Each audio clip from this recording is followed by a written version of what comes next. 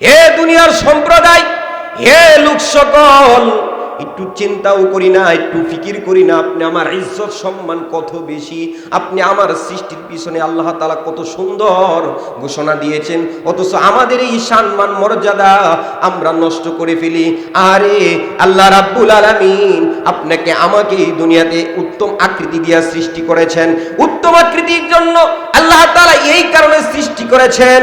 উত্তম আকৃতিতে কি জন্য আল্লাহ তাআলা সৃষ্টি করেছেন, এই কথা কি জন্য বলেছেন, এই কথা সহজ বুঝার জন্য আল্লাহ রাব্বুল আলামিন পরবর্তী আয়াতের ভিতরে আল্লাহ তাআলা নির্দেশ দিয়েছেন আপনাকে আমাকে উত্তম কি জন্য সৃষ্টি করেছেন।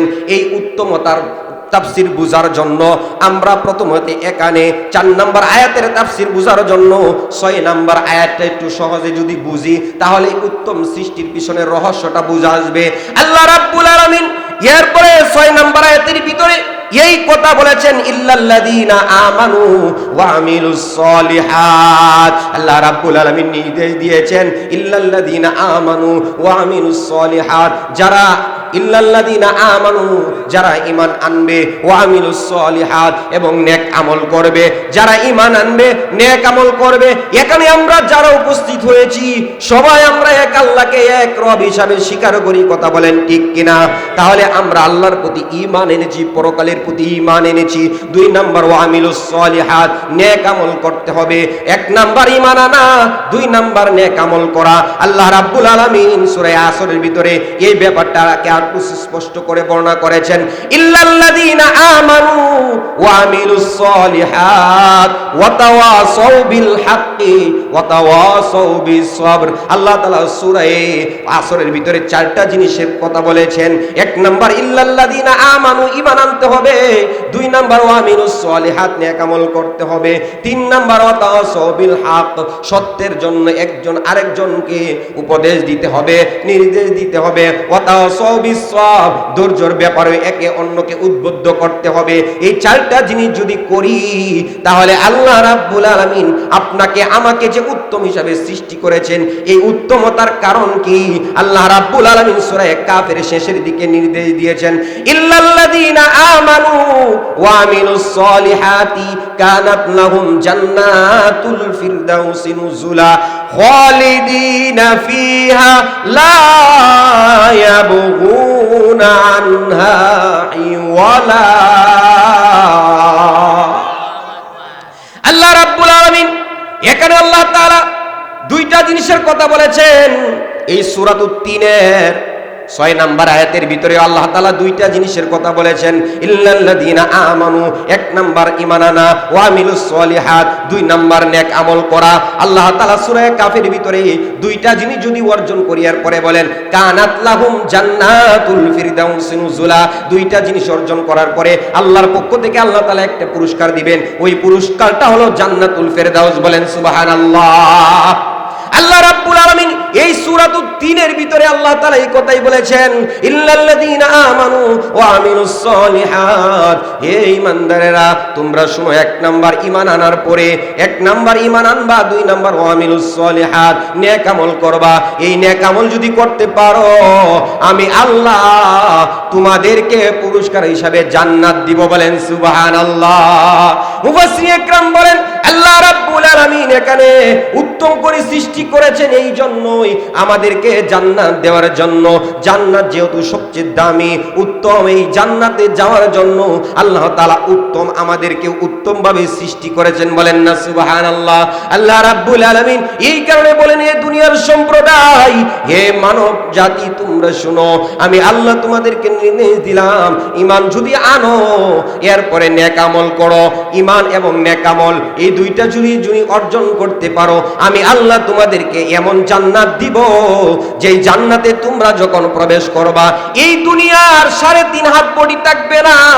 মিশকাত শরীফের ভিতরে আসছে, মানুষ যখন জান্নাতের ভিতরে প্রবেশ করবে, জান্নাতের ভিতরে প্রবেশ করার পরে এক একজন মানুষের আকার আকৃতি হয়ে যাবে 60 গজ।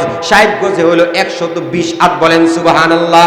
আমাদের পিতা হযরতে আদম আলাইহিস সালাতু ওয়াস সালামকে আল্লাহ রাব্বুল আলামিন 120 হাত লম্বা করে সৃষ্টি করেছেন। এই কারণে জান্নাতীরা যখন জান্নাতে প্রবেশ করবে, জান্নাতীরা জান্নাতে প্রবেশ করার পরে তাদের আকার আকৃতি থাকবে 120 হাত লম্বা। বলেন না সুবহানাল্লাহ।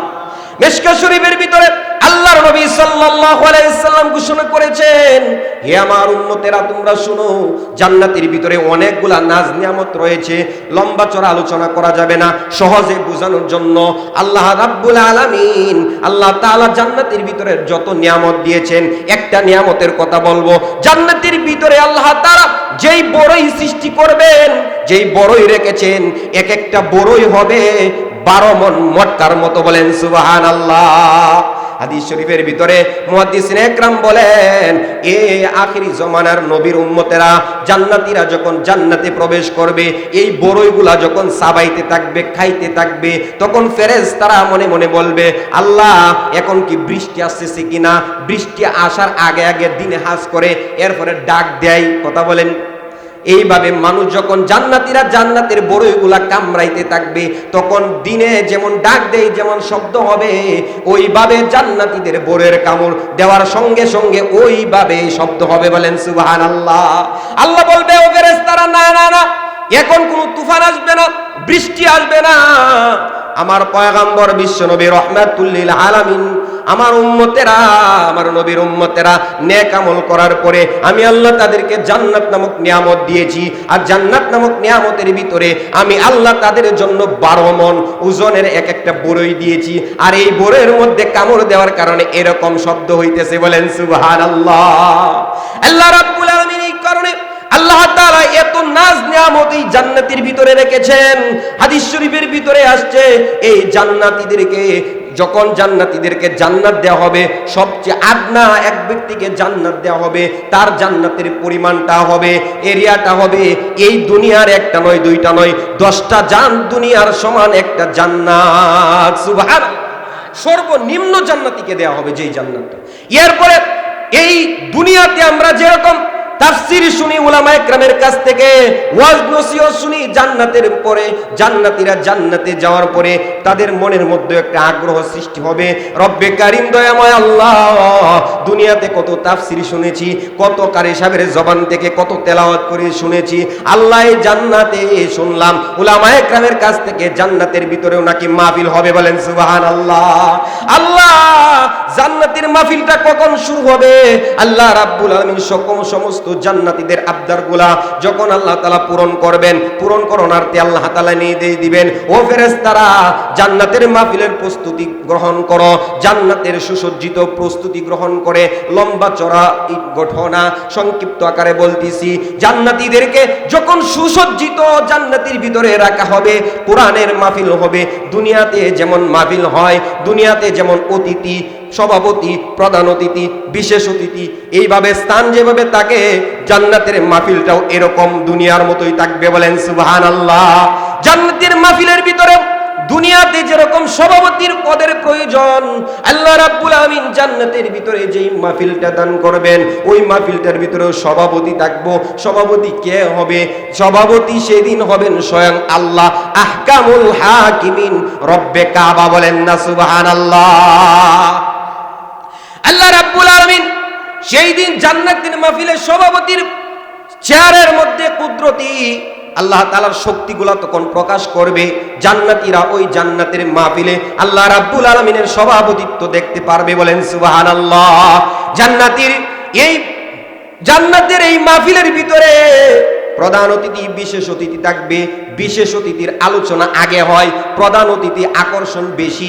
এই কারণে আমাদের মুজাহিদ উজিরপুরি হুজুর আসবেন পরে, উনি যেহেতু প্রধান অতিথি, এই হিসাবে প্রধান অতিথির আলোচনা তাকে পরে। দুনিয়ার হিসাবে জান্নাতে যেই মাহফিলটা থাকবে, ওখানেও বিশেষ অতিথি, প্রধান অতিথি থাকবেন। বিশেষ অতিথি থাকবেন আল্লাহ তাআলার পয়গম্বর হযরত দাউদ আলাইহিস সালাতু ওয়াস সালাম। বলেন না সুবহানাল্লাহ। দাউদ আলাইহিস সালাতু ওয়াস সালাম, সেই দিন আল্লাহ রাব্বুল আলামিন ওনাকে যে কিতাব দান করেছিলেন, জাবুর কিতাব, ওই জাবুর কিতাব দাউদ আলাইহিস সালাতু ওয়াস সালাম যখন দুনিয়াতে তেলাওয়াত করতেন, সমুদ্রের মাছগুলা নিকটবর্তী হয়ে যাইত, সমস্ত পশু পাখিগুলা এই তেলাওয়াত শোনার জন্য নিকটে চলে আসতো। বলেন সুবহানাল্লাহ। যখন দাউদ জাবুর পড়ে পশু পাখি শুনতে তাকে, এত মধুর কণ্ঠে তিনি পড়েন কিতাব কান। বুলবাগে আজ বুলবুলিরা গাইছে নবীর গান, ও আমাদের আঞ্জুবানে তালিমুল কুরআন, তালিমুল কুরআন। সুবহানাল্লাহ। পয়গম্বর দাউদ আলাইহিস সালাম যখন তেলাওয়াত করবে মানুষগুলো পাগল পারা হয়ে যাবে, এত সুললিত কণ্ঠ আল্লাহ তাআলা ওনাকে দান করেছেন। এই পয়গম্বর যখন তেলাওয়াত করবে এক পর্যায়ে তেলাওয়াত আল্লাহ তাআলা বলেন, পয়গম্বর আপনি থেমে যান, আমার বন্ধু স্বয়ং বিশ্ব নবী রাহমাতুল লিল আলামিন যার উপরে আমি আল্লাহ কোরআন নাজিল করেছি, আজকে এখন প্রধান অতিথি ওয়াজ করবেন, প্রধান অতিথি তেলাওয়াত করবেন। পয়গম্বর বিশ্ব নবী রাহমাতুল লিল আলামিন তখন পবিত্র কোরআনুল কারীমের বিভিন্ন সূরার ব্যাপারে রওয়ায়াত আসছে। মোস্ট প্রসিদ্ধ রওয়ায়াত হলো বিশ্ব নবী রাহমাতুল লিল আলামিন সূরা ইয়াসিন তেলাওয়াত করবে, বলেন সুবহানাল্লাহ। বিশ্ব নবী তখন পড়বেন ইয়াসিন